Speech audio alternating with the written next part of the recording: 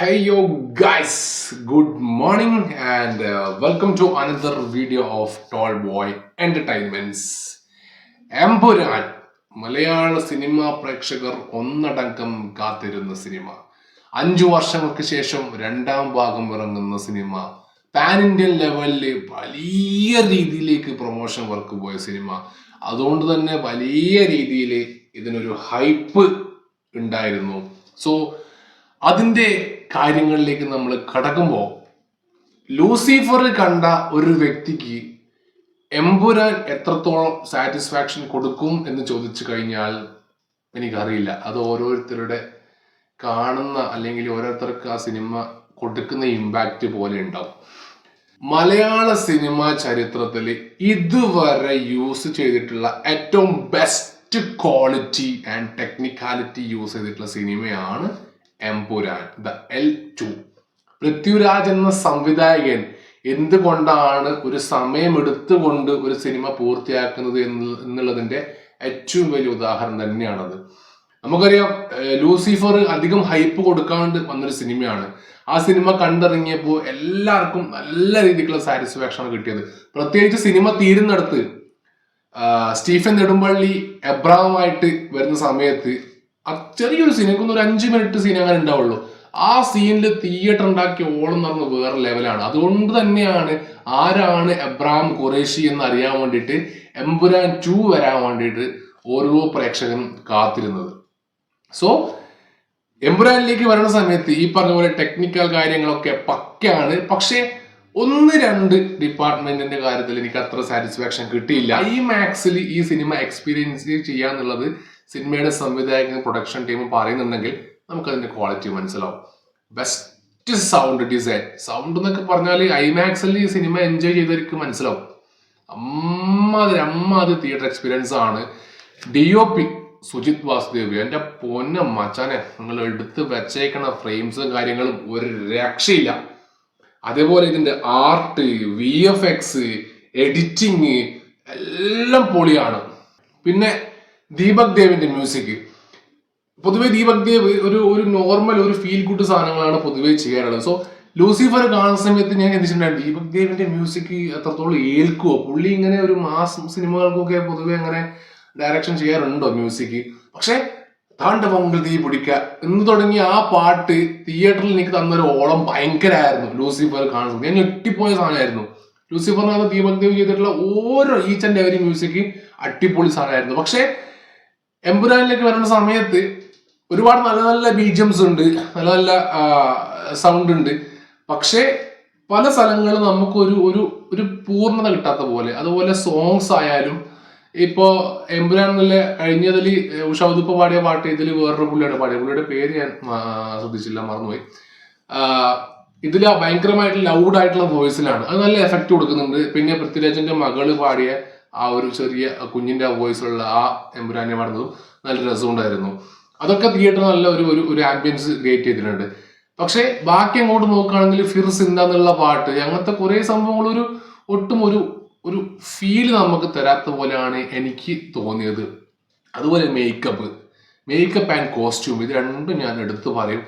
എനിക്ക് ഒട്ടും മോക്കാവാതെ തോന്നിയ 2 കാര്യങ്ങളാണ് മേക്കപ്പും കോസ്റ്റ്യൂമും. പ്രത്യേകിച്ച് ലാലേട്ടന്റെ. കാരണം ലൂസിഫറിൽ നമ്മൾ കണ്ടിരിക്കുന്ന സ്റ്റീഫൻ നെടുമ്പള്ളി അല്ലെങ്കിൽ എബ്രഹാം എന്ന് പറയുന്നത് നോർമൽ താടിയും ആ മീശയും വെച്ചിട്ടുള്ളതായിരുന്നു. പക്ഷെ എമ്പുരാനിലേക്ക് വരുന്ന സമയത്ത് അബ്രഹാമിന് എന്തൊക്കെയോ ഒരു സ്യൂട്ട് ആവാത്ത പോലെയാണ് മേക്കപ്പ് കൊടുത്തിരിക്കുന്നത്. നമ്മുടെ ബാഹുബലിയിലത്തെ വില്ലൻ ഉണ്ടല്ലോ, പുള്ളിക്ക് ഇവിടെ 2 നര കൊടുത്തിട്ടുണ്ടല്ലോ, അതുപോലെയാണ് ഇതിൽ നമ്മുടെ അബ്രഹാമിന് 2 നര കൊടുത്തിരിക്കുന്നത്. അതിന്റെ ആവശ്യം ഉണ്ടായിരുന്നു, അല്ലെങ്കിൽ കുറച്ചും കൂടി ഡീറ്റെയിലിംഗ് കൊടുക്കാമായിരുന്നു എന്ന് എനിക്ക് തോന്നി.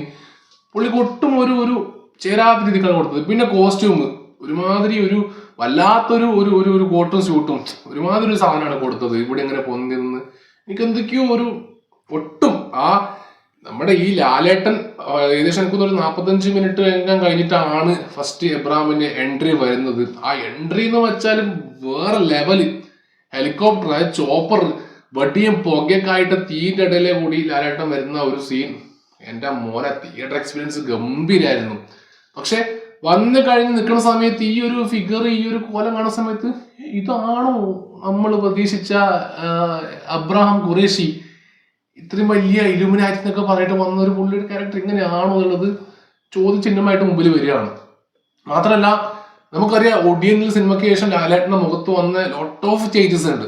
അത് നമുക്ക് ശരിക്കും ഈ സിനിമയിൽ എടുത്ത് കാണാൻ പറ്റും. ശരിക്കും നമുക്ക് ആ ഒരു പഴയ ലാലേട്ടന്റെ ആ ഒരു ഫിഗർ നമുക്ക് ആ മുഖത്ത് കിട്ടുകയില്ല. പിന്നെ അതേപോലെ എനിക്ക് തോന്നുന്നു മെയിനായിട്ട് ലാലേട്ടന്റെ മേക്കപ്പ് തന്നെയാണ് ഞാൻ ഓക്കെ ആവാതിരുന്നത്. പിന്നെ കോസ്റ്റ്യൂംസ്, പല ആൾക്കാർക്കും കൊടുത്തിട്ടുള്ള കോസ്റ്റ്യൂംസ് ഒട്ടും ചേരാത്ത പോലെയാണ് എനിക്ക് തോന്നിയത്. ലാലേട്ടന്റെ കോസ്റ്റ്യൂം ആയാലും മഞ്ജു വാര്യർ ഇടുന്ന ഒരു കോസ്റ്റ്യൂം ഉണ്ട്, പാർട്ടി ബേസിലുള്ള ഒരു സംഭവം, തിയേറ്ററിൽ കാണുമ്പോൾ മനസ്സിലാവും അതൊക്കെ എന്തോന്ന് കോസ്റ്റ്യൂമാണെന്ന് ഞാൻ ചിന്തിച്ചിട്ടുണ്ട്. പക്ഷെ മറ്റ് പല ക്യാരക്ടറിനും കൊടുത്തിരിക്കുന്ന കോസ്റ്റ്യൂം അടിപൊളിയാണ്. നമ്മുടെ സയ്യിദ് മസൂദിന് ഒരു ഇൻട്രോ സീൻ പോലത്തെ ഉണ്ട്, അതിലും കൊടുത്തിരിക്കുന്ന കോസ്റ്റ്യൂം സൂപ്പറാണ്. ക്ലൈമാക്സിലേക്ക് വരുമ്പോൾ കൊടുത്തിരിക്കുന്ന ആ ഒരു കോസ്റ്റ്യൂം സൂപ്പറാണ്. അങ്ങനെ ഇത്തരം കുറച്ച് സംഭവങ്ങൾ ഒഴിച്ചു നിർത്തി കഴിഞ്ഞാൽ ബാക്കി എല്ലാ ഡിപ്പാർട്ട്മെന്റും പൊളിയായിട്ട് ചെയ്തിട്ടുണ്ട്. അഭിനയത്തിലേക്ക് വരികയാണെങ്കിൽ ഇനി പറഞ്ഞ പോലെ ലാലേട്ടന് ഒട്ടും ഒന്നും ചെയ്യാനില്ലാത്ത പോലെയാണ് തോന്നിയത്. കാരണം ഒരുപാട് ക്യാരക്ടർ ഉണ്ട്, ഒരുപാട് സ്ഥലങ്ങളിലൂടെ കടന്നു പോകുന്നുണ്ട്. അപ്പോൾ എല്ലാം കൂടി ആ സമയത്ത് എബ്രഹാം ഖുറേഷിക്ക് ഒട്ടും ഒന്നും ചെയ്യാനില്ലാത്ത പോലെയാണ് എനിക്ക് തോന്നിയത്. വില്ലനായിട്ട് അഭിനയിച്ച അഭിമന്യു സിംഗ് പൊളിയാണ്. കാരണം പുള്ളിയുടെ ഒരു ആക്ടിങ് എനിക്ക് ഭയങ്കര ഇഷ്ടമാണ്. പുള്ളിയുടെ ഫേസിലുള്ള ആ ഒരു വില്ലൻ ഒരു ഫിഗർ ഉണ്ട്, ഭയങ്കര രസമാണ്. പ്രത്യേകിച്ച് നമ്മുടെ കാർത്തികിന്റെ സിനിമ തീരൻ അധികാരമുണ്ട്, പിന്നെ നമ്മുടെ തലൈവ, വിജയുടെ തലൈവ, ഇത് രണ്ടിലും വില്ലൻ പുള്ളിയായിരുന്നല്ലോ. നല്ല നല്ല രസമുണ്ടായിരുന്നു ആ സമയത്ത്. അപ്പൊ ഇതിലും വന്നപ്പോൾ എന്തായാലും കിടലായിട്ട് ചെയ്യുന്നെങ്കിൽ തോന്നി. പുള്ളിക്ക് കിട്ടിയ ക്യാരക്ടർ ഗംഭീരാക്കി ചെയ്തിട്ടുണ്ട്. പക്ഷെ പുള്ളിക്ക് രണ്ട് രൂപങ്ങളുണ്ട്. ആ സെക്കൻഡ് ഫിഗർ ഒരു വിഗാണെന്ന് തോന്നുന്നു, ഒരു മാച്ചിങ് ആവാത്ത പോലെ എനിക്ക് തോന്നി. ഫസ്റ്റ് സീനിലൊക്കെ 45 മിനിറ്റിലൊക്കെ പുള്ളി കിടലായിട്ട് ചെയ്തിട്ടുണ്ട്.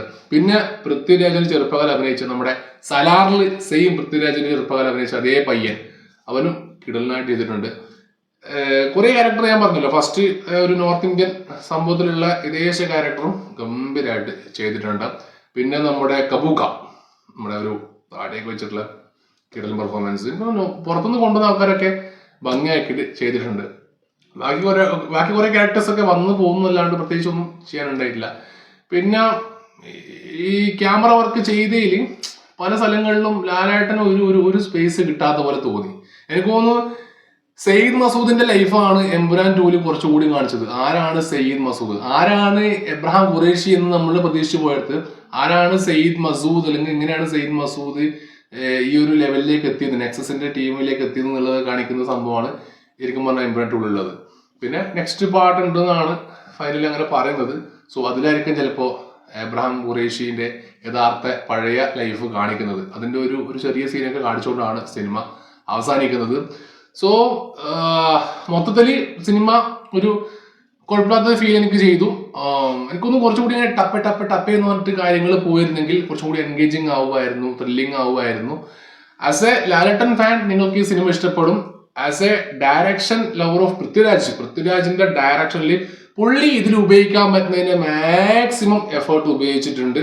ഈ യൂസ് ചെയ്ത ആ ഒരു എമൗണ്ട് ഉണ്ടല്ലോ, 3 പ്രൊഡ്യൂസർമാർ കൂടി ഇറക്കിയ പണം, അത് എല്ലാ രീതിയിലും മാക്സിമം പൃഥ്വിരാജ് ഉപയോഗിക്കാൻ നോക്കിയിട്ടുണ്ട്. പക്ഷെ ഇതൊക്കെ ചെയ്യുന്ന സമയത്ത്, മാക്സിമം എഫേർട്ട് ഇടുന്ന സമയത്ത് സ്ക്രിപ്റ്റ് വൈസ് അവിടെ ഇവിടെയൊക്കെ ഒരു മിസ്മാച്ചിങ് വന്നത് പുള്ളി ശ്രദ്ധിക്കാതെ പോയി എന്നാണ് എനിക്ക് തോന്നുന്നത്. എനിവേ അതെന്തെങ്കിലും ആവട്ടെ, ഓരോരുത്തരും കാണുന്ന കാഴ്ചപ്പാട് കണക്കിരിക്കും അവർക്ക് ആ സിനിമ ഇഷ്ടപ്പെടുന്നത്. സിനിമ ഇഷ്ടപ്പെട്ടവരുണ്ട്, സിനിമ ഒരു ഓക്കെ ഫീൽ പോയവരുണ്ട്, പ്രതീക്ഷിച്ച പോലെ വന്നില്ല എന്ന് പറഞ്ഞവരുണ്ട്. എന്തായാലും എനിക്ക് അത്യാവശ്യം ഓക്കെ ആയിരുന്നു. ചില കാര്യങ്ങൾ ഒഴിച്ചു നിർത്തി ഞാൻ പറഞ്ഞല്ലോ, അത് ബാക്കി ഓൾ ഓവർ സിനിമ നല്ല രസമുണ്ടായിരുന്നു. എനിവേ സിനിമ കാണാത്തവരാണെങ്കിൽ തിയേറ്ററിൽ പോയിട്ട് കാണുക.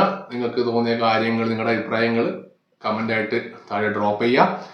അപ്പോൾ ഞാൻ പറഞ്ഞ കാര്യങ്ങൾ ഇഷ്ടപ്പെടുകയാണെങ്കിൽ, അല്ലെങ്കിൽ എൻ്റെ വീഡിയോസ് നിങ്ങൾക്ക് ഇഷ്ടപ്പെടുന്നുണ്ടെങ്കിൽ ലൈക്ക് ചെയ്യുക, ഷെയർ ചെയ്യുക, സബ്സ്ക്രൈബ് ചെയ്യുക. പുതിയ വീഡിയോ ആയിട്ടും പുതിയ വിശേഷങ്ങളായിട്ട് കാണാം. അതുവരേക്കും വണക്കം.